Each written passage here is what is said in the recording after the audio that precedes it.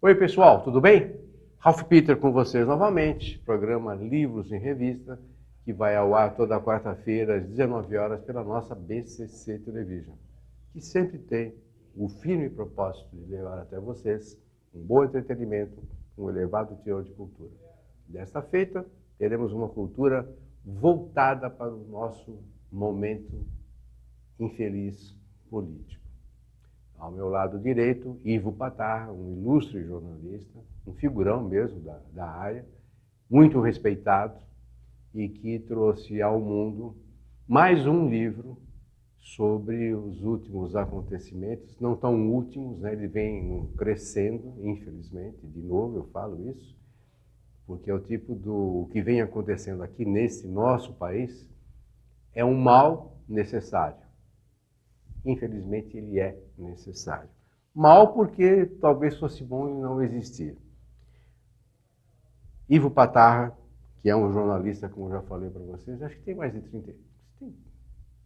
Quanto tempo de carreira? Uns 35. 35, por aí. Simão me lembra, é isso aí, né? 35 aninhos. Antes de passar primeiramente para ele, deixa eu novamente agradecer a esse pessoal maravilhoso da nossa técnica aqui. Sem eles, como eu falo sempre, não existiria o programa e nós não estaríamos aí permeando pelas máquinas de vocês.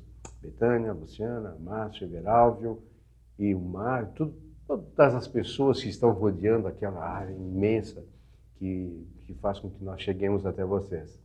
E também quero, mais uma vez, parabenizar a nossa grande amiga Luciene Balbino, que, numa segunda edição, lança seu livro em Portugal, que é o De Eva à Madalena. Aqui no Brasil explodiu, seguramente explodirá também nos ares lusitanos. Associação Profissão Jornalista.com.br. Una-se a nós. Nós vivemos um momento muito conturbado, também em nossa profissão de jornalista. Unidos sempre seremos mais fortes. Por gentileza, acessem o site e se você quiser participar, não custa nada, não dói nada, melhor dizendo. Participe, acesse. Quero reafirmar também que o programa Livros em Revista não tem viés político, de credo, religioso, cor ou qualquer outra tendência. A nossa única obrigatoriedade, e aqui a pessoa sente-se aqui ao meu lado, é um conteúdo honesto, que leve até o nosso espectronauta informações básicas e que tanto seja de sobrevivência, política, pessoal, ambiental, em suma, há que ser honesto. É a única coisa que nós solicitamos e, aliás, exigimos. Portanto, nós teremos aqui, daqui a alguns segundinhos, um assunto muito pertinente, muito envolvente na nossa sociedade. Se houver alguém, algum escritor, que faça contraponto ao que aqui for dito, as portas estão abertas. O Ivo está aqui, como já falei, ele é um sujeito já de alto escalão no ramo jornalístico, muito respeitado, e lançou recentemente, um livro que vai balançar as estruturas mais uma vez. A Lava Jato e os Petroladrões. Meu caro, muito obrigado. Eu que agradeço. Pela presença, pela simpatia. Sei o quanto foi difícil. Você deve estar sendo requisitado por Deus e o mundo aí, felizmente. Um momento complicado. Né? Muito complicado. Nós viemos aqui para falar do livro que, naturalmente, faz todo um retrospecto, novamente, de tudo que vem acontecendo desde... Olha, o Petrolão, ele surge com o início da Operação Lava Jato em março de 2014, faz pouco mais de 4 anos. 4 anos, né? Fez agora 4 anos. E é a principal agenda política do Brasil. Todo dia, noticiário, fato... É o maior escândalo de corrupção política de todos os tempos do Brasil, não há dúvida sobre isso. Eu me lembro que no primeiro programa, foi na época do Mensalão. Sim. Você lançou... O Chefe. O Chefe. Já era um prognóstico isso. E você, eu me lembro que foi a primeira pessoa que eu vi, se não a única, a afirmar que o chefe, o Lula, que aliás assim, até a cara, o rosto, a fotografia dele na capa, que o ex-presidente Lula seria conhecido em breve espaço de tempo como o governo mais corrupto que essa nação já viu. E, desafortunadamente, me parece que você estava certo. Na verdade, não fui eu que fiz essa afirmação, foi um ministro que ele nomeou, que antes de ser nomeado fez essa afirmação, e o Lula acabou, mesmo assim, nomeando o Mangabeira Unger, que disse isso algum tempo antes de ser escolhido para o primeiro escalão do governo do PT, que o governo Lula era o mais corrupto da história. Eu diria para você que a gente está vivendo um momento eu chamo de esquizofrenia ideológica. Então, os defensores do Lula, todos os dias perguntam se há prova contra o Lula. Assim mesmo, no singular, como se eles quisessem uma única prova contra o Lula e, portanto, duvidando de que exista uma única prova contra ele.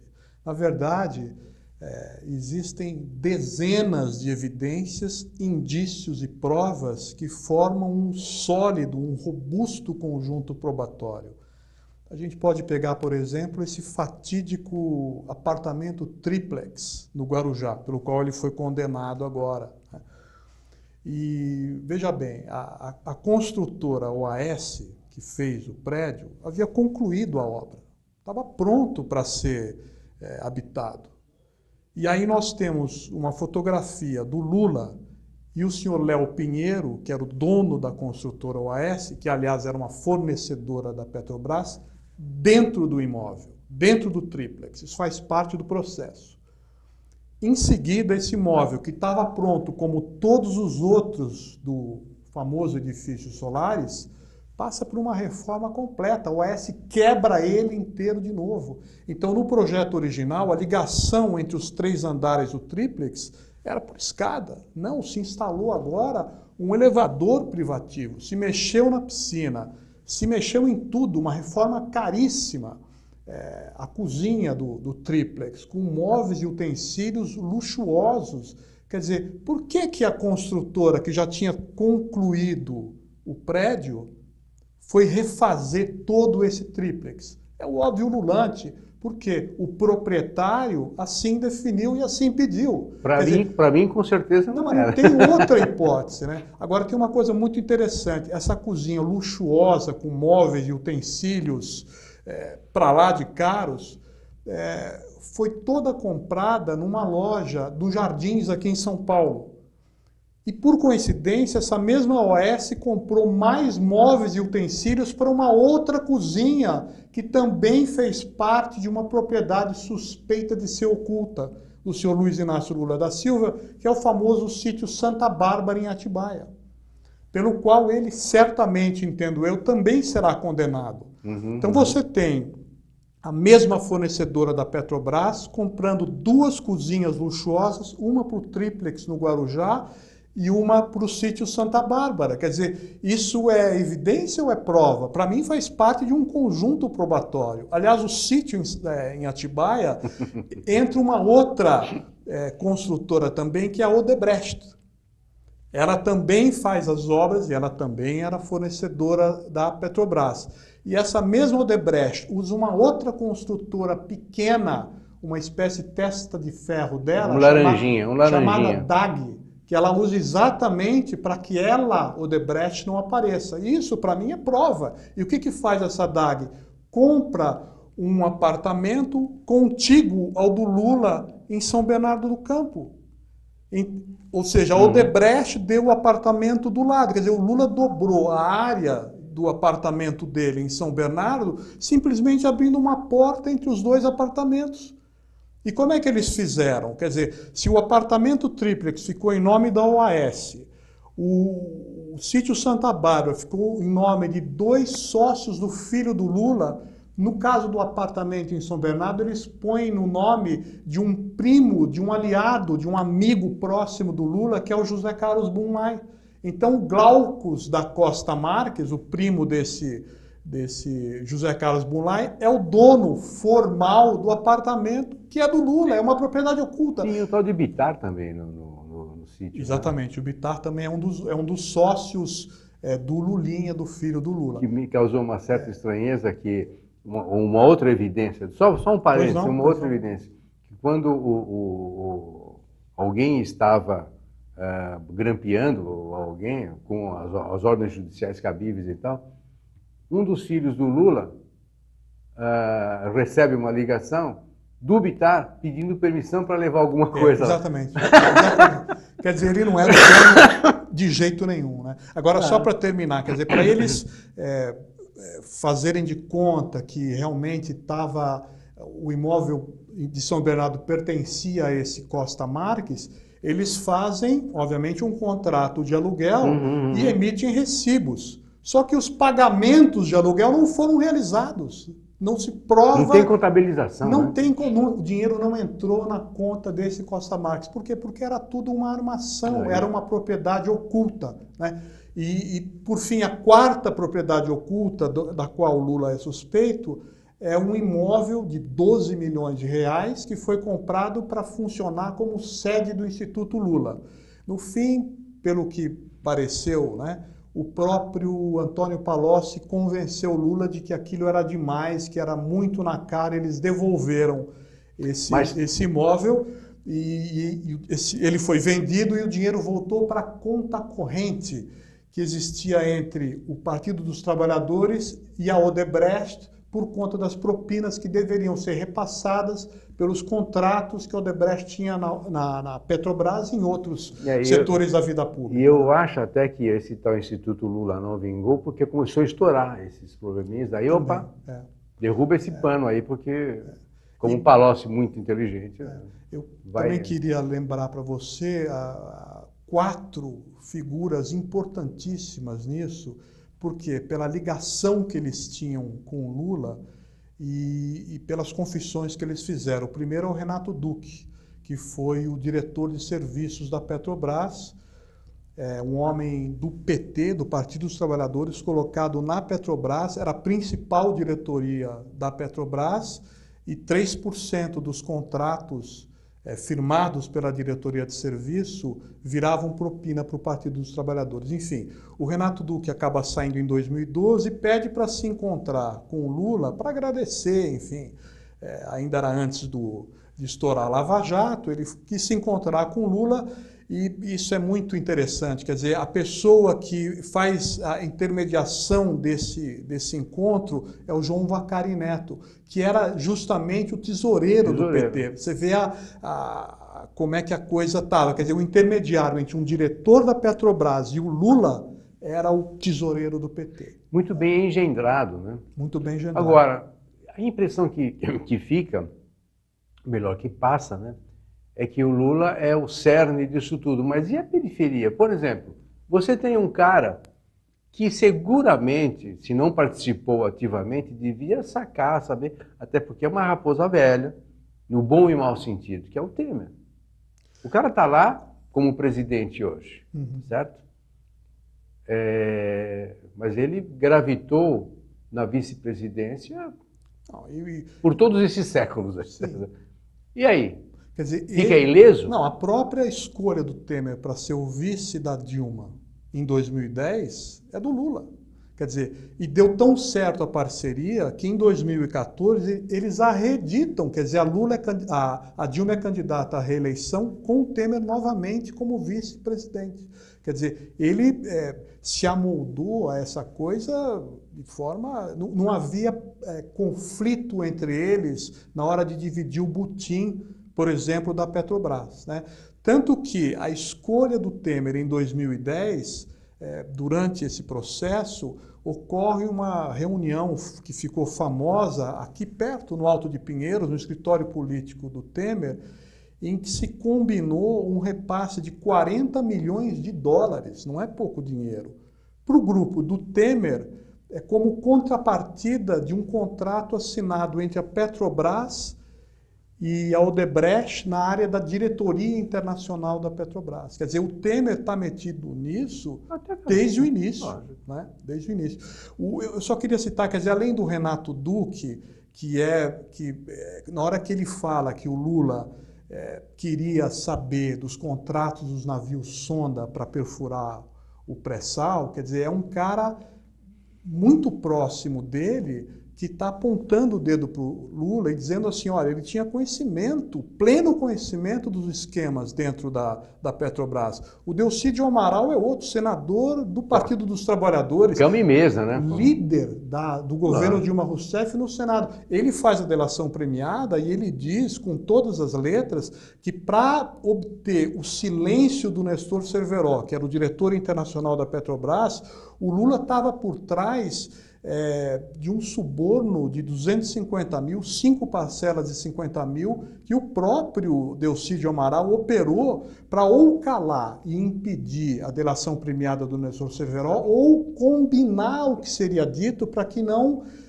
chegasse nele. Não chegasse nele. Quer dizer, e não é qualquer um, é o Delcídio Amaral, senador do PT, que o diz líder, isso, né? líder. Um outro nome importante, o João Santana. O João Santana era um marqueteiro que fez a reeleição do Lula em 2006, a eleição da Dilma em 2010 e a reeleição da Dilma em 2014. Ele diz com todas as letras, o Lula sabia que eu recebia dinheiro da Odebrecht no exterior para pagar as campanhas. É impossível uma pessoa da estatura do Lula ou de qualquer outro mandatário ou de qualquer outro líder que não soubesse disso. É impossível. E isso, Ralf, coloca não só em jogo, não só a legitimidade das eleições do Lula, da reeleição do Lula e as duas da Dilma, como a própria legalidade, a meu ver, porque é dinheiro extorquido de uma empreiteira que tinha contratos com uma empresa do governo brasileiro, no caso a Petrobras,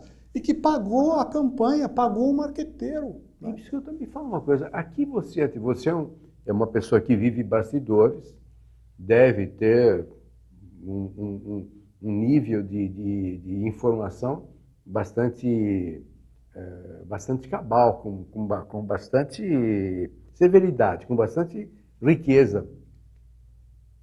A que você atribui esta... Como é que eu posso te dizer? Esta quase que imortalidade de uma pessoa como o Lula. Ou seja, eu vejo colegas nossos, bons, que me dizem que isso tudo que estão falando dele não é verdade. Apesar de tudo que está escrito, de todas as evidências, sabe o que me dá a impressão? Não sei se você conhece, Pedro Sujeito que contratou um detetive para seguir a mulher, que ele desconfiava que estava traindo. Então o detetive falou, olha, de fato eu vi, olha, sua mulher saiu com fulano de tal, entrou num motel tal, e depois? Bom, depois eles fecharam as portas e as janelas, mas que falta é a prova. É mais ou menos isso. É o que eu disse no começo da esquizofrenia ideológica. Na hora que você tem um sujeito como Antônio Pallotti, um dos principais nomes do Partido dos Trabalhadores, que está preso e que diz com todas as letras que foi feito um pacto de sangue, foi a interpretação que o Palocci fez, entre o Emílio Odebrecht, o patriarca da Odebrecht, e o Lula, que tinha como pano de fundo a entrega de 300 milhões de reais para o Lula a partir de 2011, a partir do momento que ele deixa a presidência da República, para que ele pudesse se fazer um líder político atuante. Quer dizer, você não faz política com ideias e propostas, mas com dinheiro, né? Não, e tem um detalhe, tem um detalhe. Você pode fazer o cruzamento dessas informações. O Palocci falou, o Odebrecht confirmou. Sim. E não é verdadeiro. Eu não consigo entender isso. Quer dizer, eu não consigo entender e não aceito Não, isso. É uma esquizofrenia. Quer dizer, você tem muitas evidências, muitos indícios e muitas provas disso. Sabe, né? Eu tenho a impressão de que o Lula talvez não tivesse sido preso tão rapidamente como foi, apesar de toda a legalidade, eu acho que foi até muito rápido, se ele não tivesse sido tão arrogante, tão batendo tanto no judiciário, pedir para o Sérgio Moro Eu não quero nem que ele me deixe vivo, eu quero que ele peça desculpas. Pô, é muita arrogância, é muita audácia, muita cara. Tudo bem, faz parte do tipo dele. Ele gosta de bater e tal. Ok, tudo bem, ele ganhou a presidência, no meu modo de ver, contra o Alckmin, porque ele bateu e não deixou o Alckmin falar. Uhum. Isso é interessante porque o Lula ele tem toda uma característica de oposição. Eu levanto uma tese no livro, a de que houve um acordo velado entre o Lula e o Temer pela cassação da Dilma. Por quê? Para o Lula era muito mais interessante disputar em 2018, este ano, a presidência da República, sendo um candidato de oposição durante 2 anos, do que ser o candidato da situação de um país em crise e tendo que justificar os descaminhos do governo do PT. Eu falei isso aí numa reunião na Fiesp, todo mundo achou que eu estava louco. E interessante... Então, bem antes disso acontecer. Então, deixa eu dar um número, quer dizer, 3 semanas antes da Câmara dos Deputados aprovar a admissibilidade do impeachment da Dilma Rousseff, havia cerca de 170 deputados em dúvida. O que faz o Lula? Ele vai para um hotel em Brasília e começa a receber políticos para convencê-los, supostamente, a votar contra o impeachment. 3 semanas depois, daqueles 170 que estavam em dúvida, só 30 passaram para o lado da Dilma. Será que ele realmente estava convencendo? Ou será que o Temer conseguiu dar uma coisa a mais para convencê-los, que era exatamente a possibilidade concreta de anular a Operação Lava Jato ou de colocar entraves que a impedissem de pegar os políticos? Me fala uma coisa, você vê possibilidades de nós sairmos desse lamaçal ou isso é crônico e não vai ter jeito? Olha, o momento é muito decepcionante pelo seguinte, até vou aproveitar para falar da principal falha que eu entendo da Lava Jato, uma falha enorme da Procuradoria-Geral da República e também da imprensa brasileira que se calou. Todos nós vimos dezenas de vezes, foi levado ao ar a imagem daquele deputado do PMDB do Paraná, o Rodrigo Rocha Loures, que sai de uma pizzaria aqui nos Jardins, em São Paulo, com uma mala de rodinha contendo R$500 mil, sai apressadamente, entra num táxi e desaparece. Por que aquilo é tão importante? Porque aquelas imagens estavam sendo feitas numa ação controlada pela Polícia Federal. Não era ninguém de fora fazendo, era a própria Polícia Federal que inclusive acompanhou a colocação dos R$500 mil dentro da mala. E, aliás, não o prendeu, né? Deixou que ele fosse embora. Né? Não, e o idiota devolveu 27, tirou 27. Então, mas a questão toda é o seguinte, quer dizer, então se mostrou isso, a exaustão, mas o que estava por trás dessa mala de R$500 mil? Não se foi atrás. E o que estava por trás era o seguinte, em primeiro lugar, aquela seria a primeira mala de R$500 mil, de malas semanais de R$500 mil que iriam durar 20 anos. E quem é que estava dando a mala? Essa era a proposta da JF, né? A JF que deu esse dinheiro. Durante 20 anos, isso somaria R$500 bilhão. O que ela tinha? Qual era a contrapartida que o governo Temer deveria ter dado e deu, tanto que a primeira mala foi entregue? Era simplesmente, mais uma vez, envolvendo a Petrobras, que era a importação de gás da Bolívia, que passa pela Petrobras, é ela que determina o preço, para mover uma usina termoelétrica da JF na região de Cuiabá.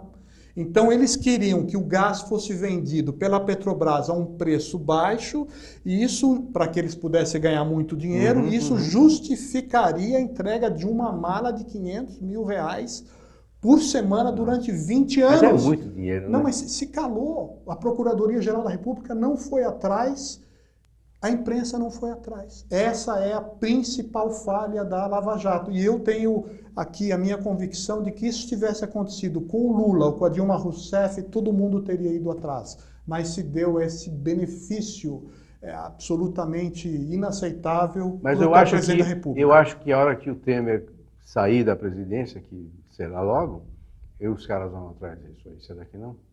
Mas ele já vai ter 75 anos e o fato é que nós temos um presidente da República em exercício sobre o qual pesam esse tipo de suspeita. Quer dizer, que exemplo que nós estamos dando para as nossas gerações mais jovens. E agora, por isso que eu digo, presidente corrupto. Eu acho que esse é um mal crônico e a gente não vai se livrar disso tão cedo, não. Os caras estão mexendo agora. Esse sim é um péssimo exemplo que nós estamos tendo. O nosso STF. Os caras estão mexendo para acabar com a prisão em segunda instância. Que talvez até consigam. Eu quero crer que não, mas eu também quero crer que não. Em relação a isso, Rafa, eu digo a você, sem medo de errar, quer dizer, enquanto a justiça não prender 200 políticos, empresários, e mantê-los atrás das grades por 30 anos por crimes de corrupção, o crime do colarinho branco continuará sendo válido para essa gente. Vai compensar, né? Vai compensar. Então nós precisamos que a justiça de fato prenda essa turma toda e mantenha atrás das grades. Quer dizer, pessoas como você, eu, teu pai, o meu, provavelmente vamos estar sempre enlameados, não tem jeito, né? Pelo visto. Muito difícil. Sempre respirando esse ar fétido, desagradável. Como todo bom ar fétido. Né? É óbvio que a Operação Lava Jato não vai resolver os problemas, ela é um ponto Deu um chacoalhãozinho, né? Deu um chacoalhãozinho. Agora, é possível a gente, a partir dela, fazer com que as sementes que eventualmente foram plantadas de uma sociedade mais justa, em que a lei é respeitada, em que não exista ninguém acima da lei, não é verdade?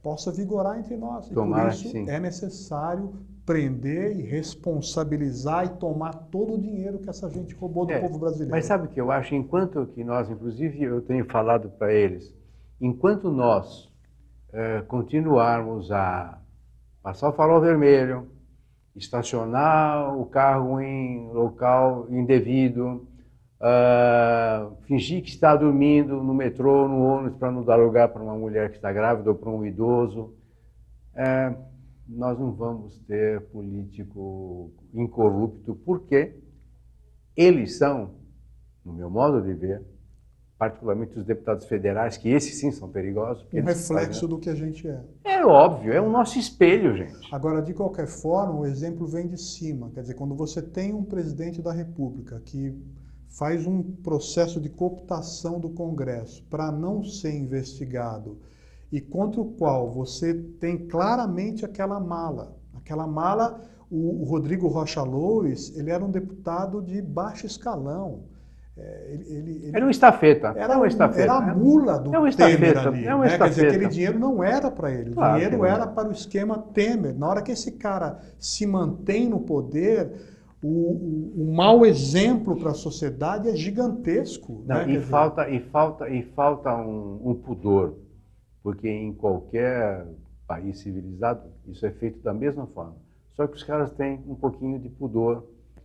Olha, então eu vou me afastar para... Não, aqui, ao contrário, se firma, como ele se firmou, não vou sair, vou ficar e vou bater na cara de todo mundo. Ele lulou, literalmente, ele lulou. E enquanto houver esse foro privilegiado para políticos isso, pelo amor de Deus. Tá aí, né? Quer dizer, quem não tem mandato, o Sérgio Moro, o Bretas no Rio, enfim, o juiz de Brasília, eles estão pegando. Agora, quando o cara tem foro privilegiado, isso se arrasta ao longo de anos, é um caminho natural para a prescrição dos casos. E a gente não sabe, mas imagina por quê, né? Haja visto que o Gilmar Mendes, há menos de um ano, só faltou falar que o Lula era ladrão. Agora vai livrá-lo, eventualmente. Quer livrá-lo da prisão. Sabe Deus quanto custou essa mudança de convicção, né? Isso tem que ser alterado. Tem que acabar o foro privilegiado para que os políticos possam realmente ser condenados e o crime não compense mais. Meu amigo, desafortunadamente, também está acabando o nosso tempo. Eu agradeço. Você fala em acabar e está acabando mesmo. Não, você, sempre que possível, por favor, volte. Eu que agradeço. Para um novo, você é bastante fluido, você é prolixo e está sempre investigando, não? Sim. Perfeito. Gente, nós conversamos com o Ivo Patarra, que mais uma vez chacoalha a nossa sociedade com um livro que esclarece muita coisa. É um livro exemplar que todo pai responsável, professor, deveria mostrar para os seus filhos, alunos e que tais. O livro é A Lava Jato e os Petroladrões. Dá nojo de a gente ver tanta coisa. Todavia, é um nojo que a gente precisa sentir. Não adianta a gente, bom, mas política é assim mesmo, isso é assim mesmo, eu não consigo nem mais ver televisão de tanto...